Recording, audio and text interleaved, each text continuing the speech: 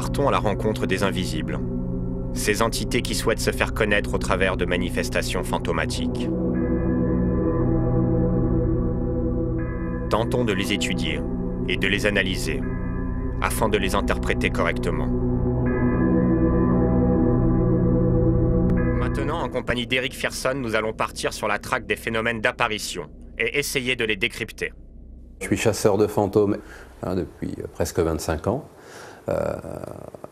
Et donc voilà, j'enquête dans le monde sur les lieux hantés, que ce soit en France, en Angleterre, en Écosse, en Islande, en Russie, en Norvège, enfin un petit peu partout, en Crète dernièrement, pour chasser le fantôme.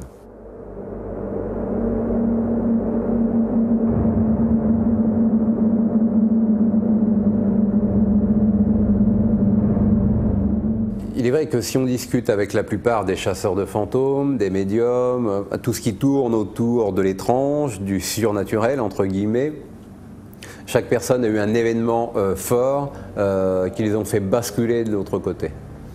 Alors moi, c'est plutôt la suite de plein de petits événements, puisque de par ma famille, j'ai été baigné dans cet univers en permanence. En fait, le paranormal a toujours été normal pour moi. Ce n'est qu'arrivé à l'adolescence où je me suis dit, tiens, apparemment ce n'est pas si normal que ça, en tout cas aux yeux de la population, aux yeux des autres. J'ai vécu certains phénomènes de hantise, j'ai entendu des choses, que ce soit des respirations, des objets déplacés, enfin tout ce type de choses, mais c'était parfaitement normal pour moi, selon ma vision des choses.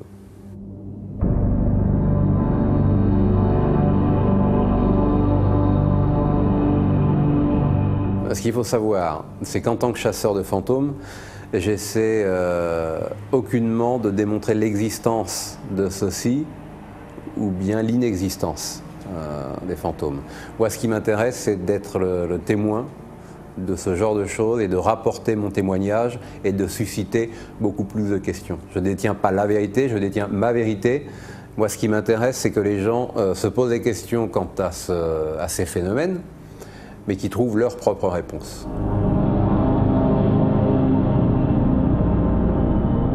Pour moi, un fantôme est simplement une masse d'énergie qui se manifeste dans des lieux et qui est capable de modifier l'environnement par des méthodes paranormales que l'on ne connaît pas encore. Mais il faut savoir que l'énergie est là, on est composé d'énergie, énergie chimique, énergie électrique. L'énergie électrique est stockée dans les nerfs, dans le cerveau. Donc nous vivons dans un monde d'énergie. Il faut aussi savoir qu'Einstein a démontré que l'on ne pouvait pas créer de l'énergie et on ne pouvait pas la détruire non plus. On peut la stocker, on peut la transformer, mais on ne peut pas la créer, on ne peut pas la détruire. Alors qu'est-ce qui se passe quand on meurt? Où va cette énergie qui se trouve en nous?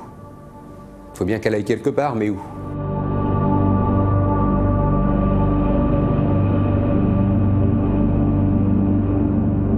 Il faut bien faire la différence entre l'univers des fantômes et le spiritisme. La différence qu'il peut y avoir entre ces deux univers, c'est que quand on se trouve en présence d'un fantôme, on n'a pas demandé à vivre ce phénomène. En quelque sorte, c'est un fantôme qui vient dans notre monde, les fantômes viennent dans notre monde et apparaissent à certaines personnes, alors que dans le spiritisme, la démarche est inversée. C'est-à-dire que nous sommes là dans notre réalité concrète et nous allons essayer de communiquer avec l'autre monde. Ce sont là deux choses différentes.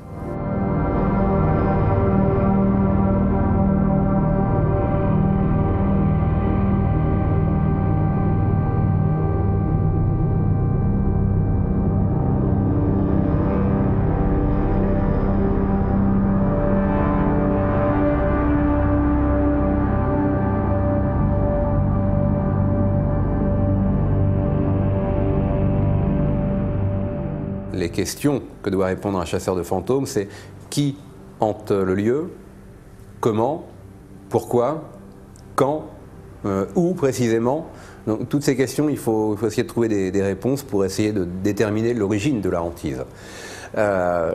Alors les chasseurs de fantômes, historiquement, tels que je la décris aujourd'hui, celui qui a posé les règles de la chasse aux fantômes a été Harry Price, un fameux chasseur de fantômes, et qui était aussi illusionniste, donc qui lui a permis, ces techniques lui ont servi pour déjouer certains faux médiums, bien évidemment. Mais les règles, les bases de la chasse aux fantômes telle qu'elle est pratiquée aujourd'hui, c'est vraiment Harry Price qui les a posées. Ensuite, nous avons eu Peter Underwood, qui est encore vivant aujourd'hui, qui a plus de 90 ans, qui n'a plus d'activité, bien évidemment, mais qui était aussi une véritable star. Nous avons Andrew Green, qui est décédé il y a 1 an et demi, je crois, maintenant. Aujourd'hui, nous avons Simon Marsden. Donc, il y a quelques chasseurs de fantômes. À l'origine, Harry Price utilisait des instruments basiques, un carnet, un crayon. Ça peut paraître complètement basique et anodin, mais c'est peut-être un des instruments les plus importants dans une chasse aux fantômes pour pouvoir noter tout ce qui arrive seconde par seconde, minute par minute. Parce que quand les émotions nous gagnent, on a tendance à mettre de côté vraiment ce qui s'est passé. Notre mémoire parfois nous joue des tours. Donc c'est pourquoi il est important de noter tout petit à petit.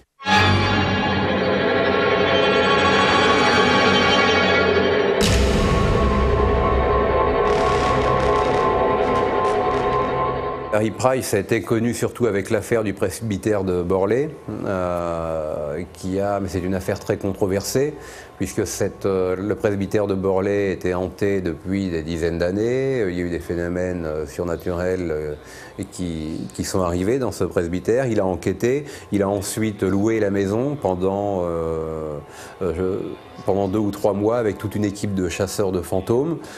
Ils ont enregistré des phénomènes surnaturels, mais certains ont dit qu'il aurait pu inventer ces phénomènes surnaturels pour avoir son heure de gloire.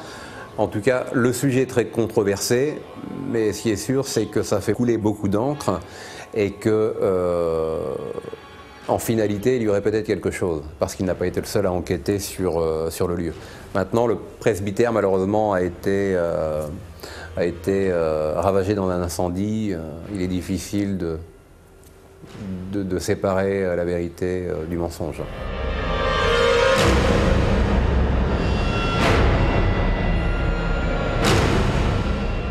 Mais tout de même, il existe plusieurs photos étranges prises à Borlée. Parmi elles, celle fameuse d'une brique flottante. Prise par un photographe du magazine Life visitant les ruines le 5 avril 1944 en compagnie d'Harry Price. Certains y voient un esprit portant l'objet, d'autres une brique prise en train de chuter.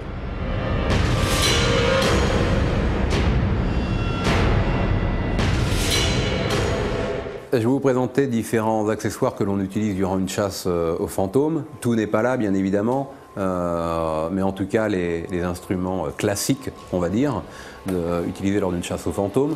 Nous avons le thermomètre qui enregistre des baisses de température significatives à un point bien précis, donc thermomètre infrarouge à visée laser.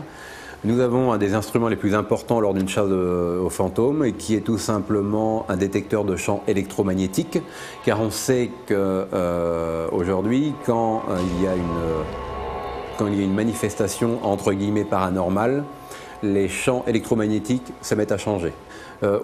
Pour un particulier, on peut utiliser, qui remplace, qui n'est pas aussi précis, mais on peut utiliser ce que l'on a tous chez nous, à savoir une boussole toute simple. Alors pourquoi une boussole? Eh bien tout simplement, quand le champ électromagnétique s'en trouve perturbé, la boussole a tendance à s'affoler. Voilà. Donc ça c'est un petit accessoire pour enregistrer les quelques perturbations qu'il peuvent y avoir. Nous avons là un détecteur de mouvement qui va repérer eh bien, s'il y a un facteur humain qui cherche à tricher. Le détecteur de mouvement va l'enregistrer. Bien que je le précise, les fraudes dans cet univers-là sont très très très rares. Et donc là j'en viens à cette petite caméra. Une petite caméra, je ne citerai pas la marque, mais qui a en tout cas une fonction infrarouge, ou en tout cas tournage de nuit, qui nous permet parfois de capter ce que l'œil ne peut pas voir. Alors on peut utiliser aussi la même chose avec un appareil photo argentique. Alors il faut savoir que j'utilise 2 types d'appareils. L'appareil classique, c'est-à-dire argentique avec une pellicule, j'utilise des pellicules infrarouges. car ces pellicules peuvent capter un spectre de lumière que l'œil humain ne peut pas capter. Et j'utilise aussi les appareils numériques, un appareil numérique, car on sait que beaucoup d'appareils ont la capacité à capter le spectre infrarouge. Donc parfois il y a des choses étonnantes qui se révèlent sur le résultat de cette photo. Bien évidemment, quand on me parle d'un lieu hanté, quand on m'indique un lieu hanté, si je lance une enquête, je vais me rendre sur ce lieu hanté. Je vais voir ce qui s'y passe, ce que je ressens d'abord. Si j'entends un bruit, je vais essayer de connaître l'origine de ce bruit. Enfin, s'il y a une explication naturelle, je vais forcément la prendre en compte. Mais s'il n'y a pas d'explication naturelle, je vais essayer de chercher une explication, c'est complètement paradoxal, mais une explication irrationnelle. Quand je suis en face d'un phénomène que je ne connais pas, ou en tout cas surnaturel, dit surnaturel, je ressens cette émotion de mystère qui me fait vibrer. Mais la peur telle qu'on la connaît, en tout cas dans le cas des hantises, elle ne naît pas en moi.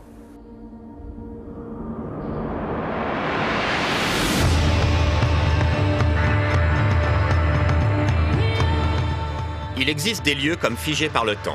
L'abbaye de Mortemer, située dans un écrin de verdure au cœur de la Normandie, fait partie de ces endroits intemporels.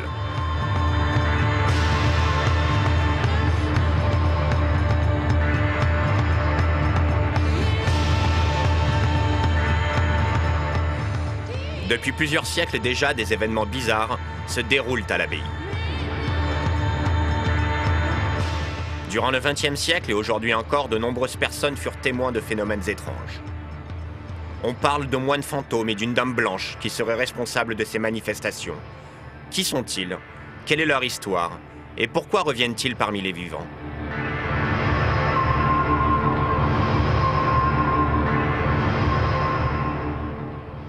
Pour les gens qui ne s'intéressent pas à cet univers, il y a un fantôme, un point c'est tout, alors qu'on peut classifier différents types de fantômes. Et dans chaque type, certains peuvent se rejoindre. On peut trouver deux types de fantômes dans un seul lieu.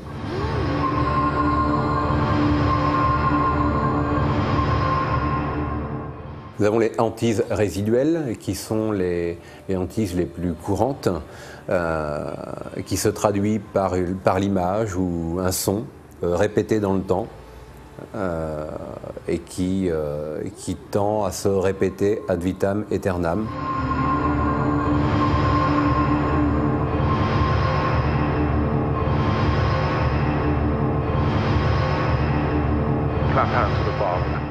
Alors il y a une théorie concernant les hantises résiduelles. Là, il faut lorgner vers la physique quantique. On peut suggérer, quand la mort survient, quand une personne meurt dans un lieu bien précis, il y aurait une décharge comme une bombe émotionnelle. Et que l'environnement, la matière, enregistre ces émotions, comme une éponge. Et qu'ensuite, cette matière restituerait sous forme d'image, sous forme de son, sous forme d'odeur aussi, cette émotion.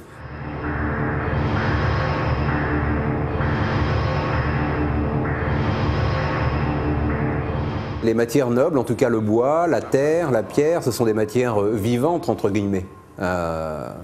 Donc elles font fonction d'enregistreur et elles nous restituent cela. Je ne dirais pas tout le temps, mais cette hantise peut rester des années comme elle peut rester des siècles. Sous la Révolution, il n'était plus que 4 moines à veiller sur ce qui commençait déjà à devenir des ruines. Ils n'étaient plus que les gardiens des splendeurs passées, et pourtant on les confondit avec les affameurs du peuple. On les pourchassa dans la propriété pour enfin les exécuter tous les 4 dans le cellier dont la terre absorba le sang des moines. Depuis, leurs souvenirs continuent de hanter le cellier de Mortemer. Silhouettes fragiles sortaient tout droit d'un passé tragique, jeux de brume sur les étangs aux puissances évocatrices d'un lieu chargé d'histoire, on ne saura jamais vraiment qui ils étaient. Pourtant, ce sont eux les derniers moines de Mortemer.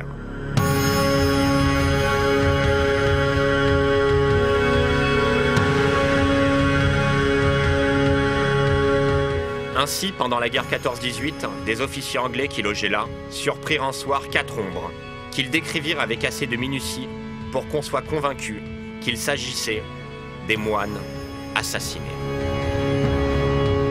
Je vais simplement vous raconter une petite anecdote qui m'est arrivée à Mortemer il y a quelques années.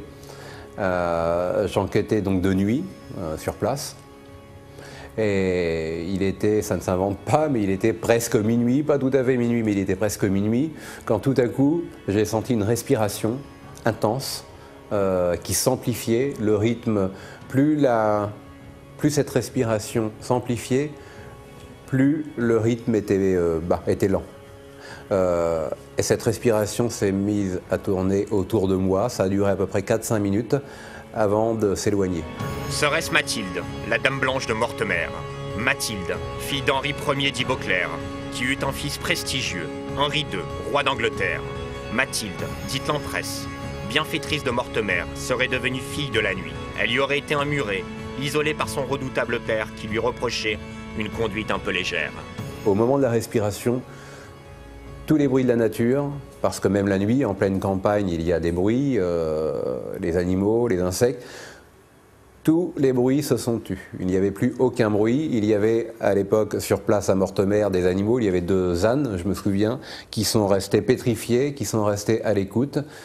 C'était vraiment une atmosphère très étrange et limite surnaturelle, si je puis dire. Mathilde, Dame Blanche dont on peut surprendre l'ombre dans les ruines et autour des étangs, les nuits de pleine lune.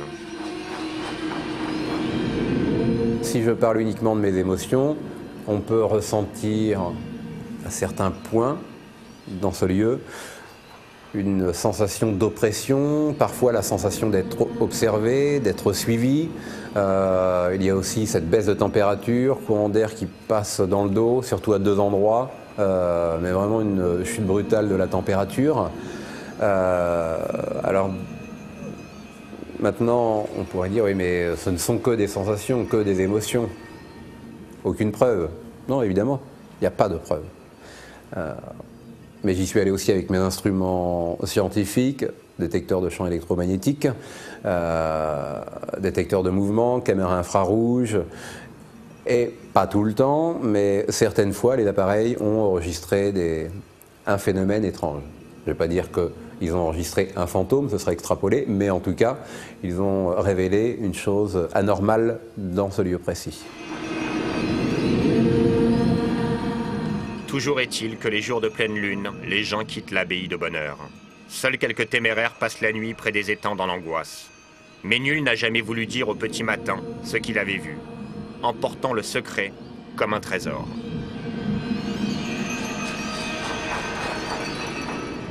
Partons à la rencontre d'autres dames blanches. Bien souvent, ce sont des fantômes que l'on rencontre au bord des routes, des autostoppeuses fantômes.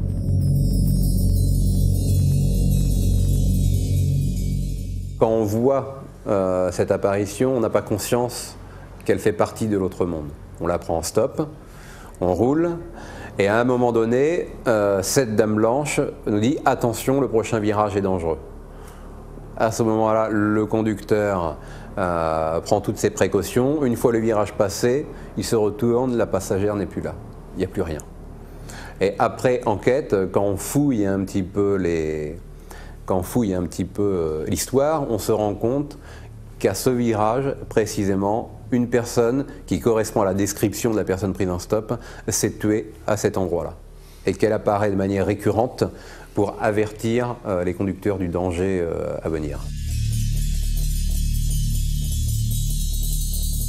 Je pourrais parler d'une dame blanche, la fameuse dame blanche de Luc-sur-Mer, proche de Caen, et qui apparaît à la sortie de Caen, après le CHU, et qui disparaît juste avant d'arriver à Luc-sur-Mer, dans un virage bien précis. Alors c'est un cas assez étrange et très intéressant, puisque évidemment, quand certaines personnes sont témoins de cette apparition, ils pensent que la personne autostoppeuse est tombée de la voiture, enfin bref, elle a disparu, et de temps en temps, eh bien, ces personnes vont à la gendarmerie pour signaler la disparition de cette personne. Et là, les gendarmes disent à ces témoins que vous n'êtes pas le premier dans ce cas. C'est toujours la même histoire qui se répète, avec la même personne, dans les mêmes conditions. Et la gendarmerie de Luc-sur-Mer, même s'ils sont très discrets sur ce phénomène, ont un dossier énorme sur cette fameuse dame blanche. Maintenant, essayons d'effectuer une classification de ces apparitions. Nous avons aussi les apparitions de crise. Alors qu'est-ce qu'une apparition de crise? Ce sont des fantômes qui apparaissent uniquement aux proches du décédé.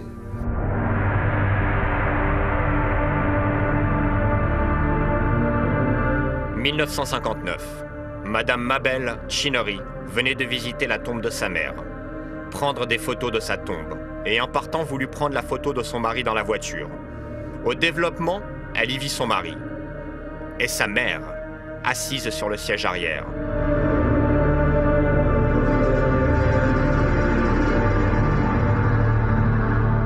Alors pourquoi elles apparaissent? Peut-être pour essayer d'effacer la douleur liée au décès, pour assurer les proches, pour dire un dernier au revoir. Et bien souvent, elles apparaissent au moment exact de la mort de la personne. Et on sait qu'on vient de vivre là un phénomène surnaturel parce qu'on sait pertinemment que la personne que l'on connaît, qu'on a en face de nous, ne peut pas être là à ce moment-là. Cette photo a été prise en 1891 par Sybil Corbett, à l'abbaye de Combermere, où on y voit le lord de Combermere sur la chaise de gauche. Ce dernier est enterré le même jour à quelques kilomètres de là. Certains pensent à une double exposition, mais pour la plupart des experts, cette photo est authentique. Nous avons les apparitions historiques aussi. Alors, celles-ci sont ce que l'on appelle les fantômes classiques. C'est un personnage historique, récurrent, qui hante un lieu qu'il a habité, un château, un manoir, enfin ce que l'on veut, et qu'on peut identifier comme étant ce personnage historique. On peut les classer aussi dans les hantises résiduelles. Bien souvent, ce sont des hantises résiduelles. On peut faire pas mal de liens entre les deux. Peut-être la plus célèbre des photos, celle de Lady Brown, de Ryman Hall en Angleterre, prise en 1936 par le capitaine Porvand et Indra Chaira lors d'un reportage pour le magazine Country, où l'on voit cette forme vaporeuse descendant les marches. On la connaît sous le nom de Lady Brown, à cause de nombreux témoignages qui la virent avec une cape marron. Il s'agirait de Lady Dorothy, une des anciennes habitantes de cette demeure. On y raconte qu'elle fut poussée dans l'escalier. L'image du fantôme, c'est un fantôme, visuellement je parle, c'est un fantôme semi-transparent. Alors pourquoi semi-transparent? C'est très simple, c'est que cette apparition, quand elle tend à se répéter dans le temps, au fur et à mesure, elle tend à s'effacer progressivement. Si on constate, ou en tout cas si on est témoin de cette apparition juste après la mort de cette personne, cette apparition, on va peut-être pas prendre conscience que c'est un fantôme. Ouais, on va se dire, tiens, une personne, qu'est-ce qu'elle fait là? Elle a la consistance d'une personne réelle. Mais au fur et à mesure que cette apparition se répète dans le temps, elle a tendance à s'effacer. Cette photo a été prise en 1966 par le révérend à la retraite Ralph Hardy dans le musée national maritime à Greenwich en Angleterre. Même les spécialistes de Kodak ne virent pas de supercherie. Il est vrai que les sceptiques sont les premiers à affirmer que ceux qui voient des fantômes sont uniquement victimes d'hallucinations. Mais le problème est que les neurologistes ont démontré que les cas d'hallucination étaient très rares, excepté ceux qui sont sous traitement médical ou les schizophrènes, mais en règle générale, il est très rare d'avoir des cas d'hallucination comme ça. Quand on voit le nombre de témoignages assez important, et ça depuis la nuit des temps, concernant les fantômes, on peut se poser des questions.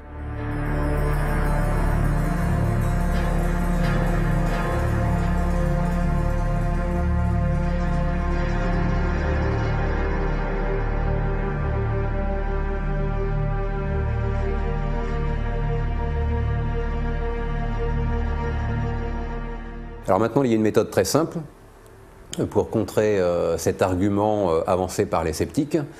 Quand vous avez une apparition devant vous, il suffit simplement avec le doigt de placer le doigt sur la paupière supérieure en regardant ce que vous avez devant vous. Si cette apparition se dédouble, en appuyant légèrement sur l'œil, mais en continuant de regarder l'apparition, si cette apparition se dédouble, c'est qu'elle est uniquement, elle existe dans notre réalité concrète. Si elle ne se dédouble pas, c'est uniquement une vision de l'esprit. Elle existe dans notre cerveau.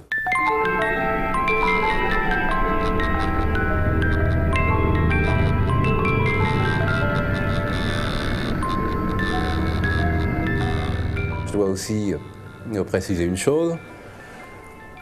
C'est quand on va dans une maison hantée, ou en tout cas qu'on suppose hantée et que l'on sait hantée, on commence déjà à fabriquer la hantise psychologiquement. C'est-à-dire que le moindre bruit à l'intérieur de cette maison, si on n'a pas d'explication naturelle, on va l'interpréter comme étant d'origine fantomatique ou spectrale. On ne cherche pas plus loin. Parce qu'il y a aussi le phénomène de peur à prendre en compte.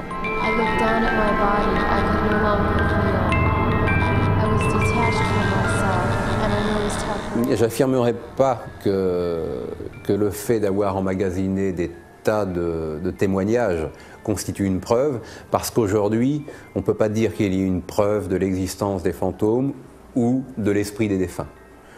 On peut extrapoler, on peut se douter, il y a certaines constances, mais on ne peut pas affirmer aujourd'hui, là je parle d'une manière scientifique, que les fantômes existent. Même si personnellement, ce n'est pas une croyance, c'est une certitude, mais je ne peux pas affirmer qu'ils existent, puisque par définition, on peut affirmer qu'une chose existe quand celle-ci est reproductible dans le laboratoire, alors qu'il est impossible de recréer un fantôme en laboratoire. Mais ce n'est pas parce qu'on n'a pas d'explication qu'un phénomène ne peut pas exister.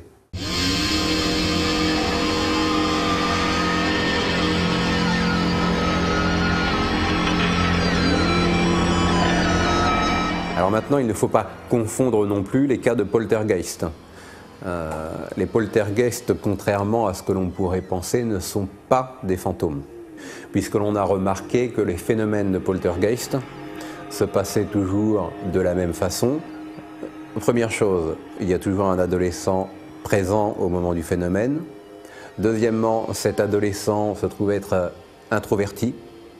C'est un adolescent qui refoule ses émotions, qui peut avoir aussi quelques problèmes psychologiques ou névrosés, parfois même schizophrènes. Tout commence pour la famille Harper le 30 août 1977, lorsque dans la chambre de Pete et Janet, âgés respectivement de 10 et 11 ans, le lit des deux enfants se met à bouger. Les phénomènes continuent et la famille fait appel à des experts qui sont témoins de déplacements d'objets de chaises. Un radiateur est arraché du mur, la fille Janet lévite à plusieurs reprises. Plusieurs photos seront prises pendant toute l'enquête. La fille Janet est la plus touchée par le phénomène et semble possédée par moments par cet esprit. C'est comme si cet adolescent avait du mal à exprimer ce qu'il ressent. Il refoule tout, et cette énergie qu'il refoule, il faut qu'elle sorte d'une manière ou d'une autre. Il produit le phénomène sans savoir que c'est lui qui est à l'origine du phénomène. Et en général, celui-ci tend à s'arrêter quand le cap de l'adolescence est passé.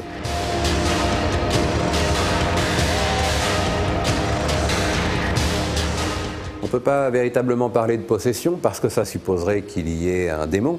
Et bien souvent, dans des cas, des gens font venir des prêtres ou des exorcistes. Simplement que l'exorciste n'a pas la capacité à chasser un fantôme. Son domaine, c'est les démons. Que l'on y croit ou qu'on n'y croit pas, peu importe, mais c'est les démons. Et les fantômes n'ont strictement rien à voir avec les démons.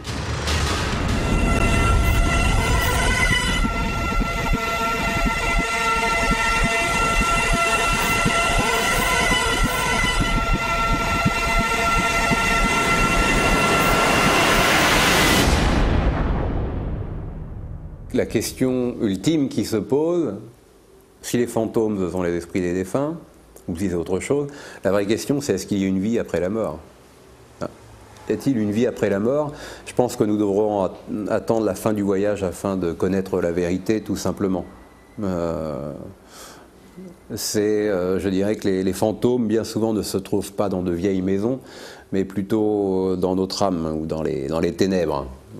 Et c'est pourquoi je vous invite à explorer cet univers et à voir votre propre version des faits. Et surtout, à quoi cela peut-il servir dans un cadre personnel?